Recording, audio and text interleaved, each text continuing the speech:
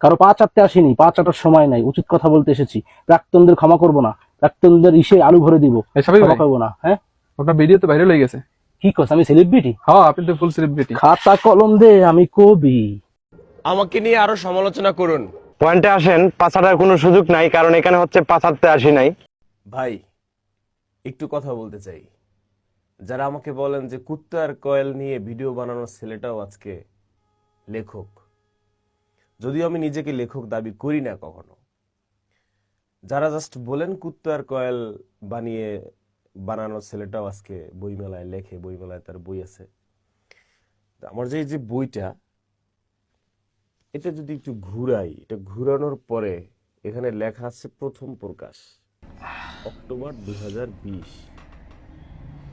হ্যাঁ, দেখলাম কাফি ভাই। তো কাফি ভাই, আমি আপনাকে ছোট করে কথা বলবো না, আমি আপনাকে ভালোবাসি, আই লাভ ইউ। তো আপনার জন্য অনেক দোয়া এবং ভালোবাসা আমার পক্ষ থেকে, ঠিক আছে? আর যারা আপনার পাশে মনে করেন যে 4-5 দা ঘুরতেছে যে আপনাকে ফটো করে দেওয়া যায় কিনা, আপনাকে পা টাইনা নামানো যায় কিনা, তাদের জন্য আজকের এই কথাটা। তারা কাফি ভাইয়ের পাঁচেরটা কিছু করতে পারবো না। কিছু নোংরা লোক আছে, কিছু আবর্জনা আছে, এদের জন্য আমাদের বাংলাদেশটা পিছায় আছে। এরা যদি সঠিক মানুষের হাতে না পড়ে, তারা কখনোই মানুষ হবে না। তো আজকে এই জন্য কথাটা বলতেছি। আজকে যখন সকালবেলা ফেসবুকে ঢুকি, তো একটা পোস্ট দেখি, তাই ভাবলাম যে পোস্টটা আপনাদের সাথে শেয়ার করি। আপনারা পোস্টটা দেখে পড়ে তখন আমাদেরকে উত্তর দিবেন যে দোষটা এখানে কার। তো যে আইডিতে পোস্ট করছে, আমি সেই আইডির নামটি আপনাদেরকে পড়ে শোনাইতেছি, ইকরাম অ্যান্ড মিম লাইফ। তো এই আইডিতে পোস্ট করছেন পৃথিবীর একমাত্র পুরুষ যে তার প্রাক্তনকে ভুলে থাকার জন্য শত শত নারীর সাথে গা ডলাডলি করে।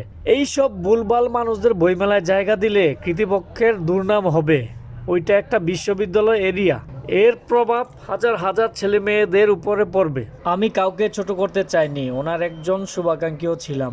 আমি শুরুর দিকে যে ছেলেটা এত স্ট্রাগল করছে, তার জীবনে ভালো কিছু হোক, কিন্তু পাবলিক প্লেসে মেয়েদের সাথে গা ডলাডলি করে বেড়ানো ছেলেদের থেকে আমার কাছে একটা বস্তির ছেলে অনেক বেশি সম্মানের। তো গাইস, এই ছিল ব্যাপার। আপনাদেরকে একটা কথা বলি, আমি যদি সেলিব্রিটি হতাম, মানে আমি যদি কাফি ভাইয়ের জায়গা থাকতাম, তো কোনো মেয়ে যদি আমাকে দেখে আমার সাথে আসতো, যে সেলফি তুলতো, তাহলে আমিও তো ঘষাঘষি করতাম, কি করতাম না? কারণ মজা তো সবাই নিতে চায়। এই বেটায় যেমন পোস্ট করে একটা মজা নিছে, অবশ্যই তার লাগছে, লাগার কারণে কাফি বাইরে নিয়ে এরকম সমালোচনা করছে। তো উত্তরটা আপনাদের কাছে দিয়ে দিলাম, আপনারা যা মন চায় কমেন্টে খালি জানায় যান। আর হ্যাঁ কাফি ভাই, আপনারা এই কইতাছি, পাবলিক যেভাবে চায় ঠিক সেভাবেই চলবেন, নইলে কিন্তু আপনার গোয়া মারা সারা।